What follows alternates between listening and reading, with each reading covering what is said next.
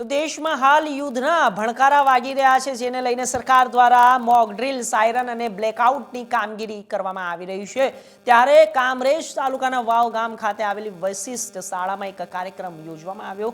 આ કાર્યક્રમમાં યુદ્ધ જેવી પરિસ્થિતિમાં કેવી સાવચેતી રાખવી તે અંગે વિશેષ માર્ગદર્શન પણ આપવામાં આવ્યું હતું અને તેમજ શાળાના બાળકો ઓપરેશન સિંદૂરનું નાટક પણ કર્યું હતું અને તે નાટકમાં ગત 22 તારીખે જમ્મુ કાશ્મીરના પહેલગામમાં થયેલા આતંકવાદી હુમલાની ઘટનાને દર્શાવવામાં પણ આવી હતી, જેમાં આતંકવાદીઓએ કઈ રીતે 26 નિર્દોષોને મોતને ઘાટ ઉતાર્યા હતા। આતંકવાદીઓએ મહિલાઓને, બાળકોને અલગ કરી માત્ર પુરુષો પર ગોળીબાર કર્યો બાદમાં ભારતીય સેનાએ કઈ રીતે હુમલાનો વળતો જવાબ આપ્યો હતો તે પાકિસ્તાન પર હવાઈ હુમલા કર્યા હતા અને 100 આતંકવાદીઓને ખાત્મો બોલાવ્યો હતો। આ બધું જ દર્શાવવામાં આવ્યું હતું અને જે ઓપરેશન સિંદૂર નામ આપવામાં આવ્યું હતું એ વિશે પણ માહિતી આપવામાં આવી હતી।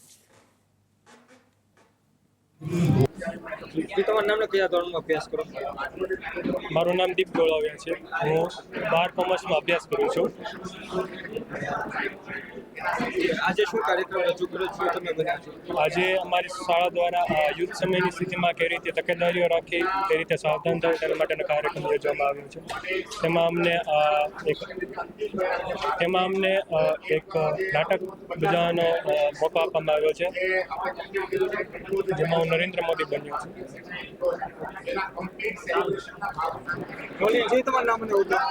મારું નામ મેહુલ છે, મેહુલ વાડદુરિયા છે। વશિષ્ઠ વિદ્યાલયમાં એઝ અ પ્રિન્સિપલ તરીકે વર્ક કરું છું। આજે શું કાર્યક્રમ?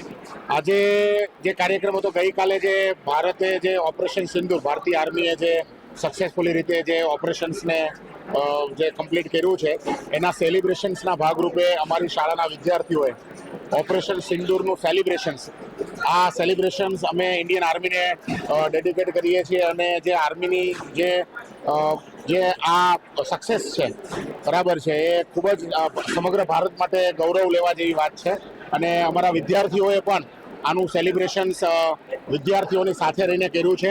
આ ઉપરાંત જે વિદ્યાર્થીઓ હતા એ વિદ્યાર્થીઓને ગાઈડન્સ પણ આપવામાં આવ્યું છે કે જો ભારત અને પાકિસ્તાન વચ્ચે જો કોઈ યુદ્ધની પરિસ્થિતિ સર્જાય તો આપણે કેવા પ્રકારની તકેદારીઓ રાખવી જોઈએ, કેવા પ્રકારની સાવધાનીઓ આપણે રાખવાની છે, આપણી આજુબાજુના લોકોને આપણે કેવી રીતે મદદ કરવાની છે।